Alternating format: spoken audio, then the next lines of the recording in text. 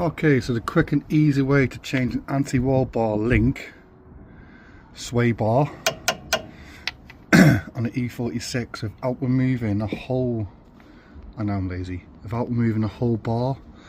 And what I did is, I had a snapped one obviously, so I burnt it off with my, you don't have to use that, you can use just a normal blowtorch. I cheated and got some more heat into it, just enough to make it go soft, and you just push it out. And what I did is I just got hold of the actual link and just did this effect, so it just like prized off quite easily, to be honest. As soon as it got some heat in it, it just prized off. And now what I'm going to do is I'm going to grease that up now.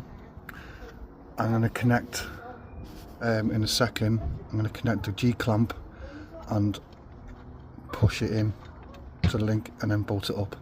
And this saves you jacking up both sides of the car and messing about with all this bit here as well with these. But you've got to drop the exhaust, take these two bushings off here and the other side. So this is just a quick and easy way of doing stuff. So let's get this on. So G-clamp worked.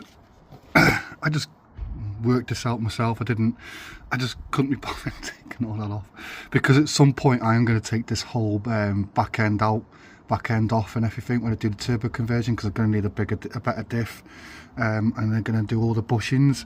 So I just want to do this as a temporary fix for now, just so I've got an anti-roll bar link at the back end, because I'm going to get this in the ramp and I'm going to give it a good, it's got some surface rust, it's not too bad, you know, it's not got any rotting where the jacking points are. So yeah,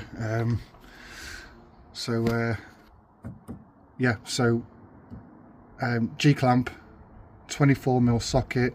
Like I said, I got so far with the G-clamp, and then I had to use a 24mm socket because the sway bar comes through the link, and it's a bit tricky to do, but it is doable, and it just saves you taking all this off.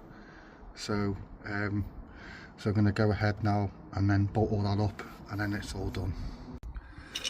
Right, so it's all done and dusted. Yeah, so that's one. I think it took me about 40 minutes.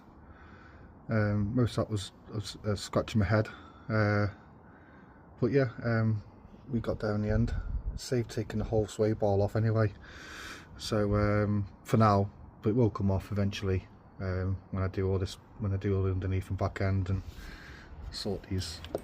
Probably need bigger dry shafts or something maybe, because these are looking a bit old and tired. But for now, I'm just going to enjoy the car until the winter time, and I'll do the turbo conversion or supercharger. I don't know yet, not made my mind up.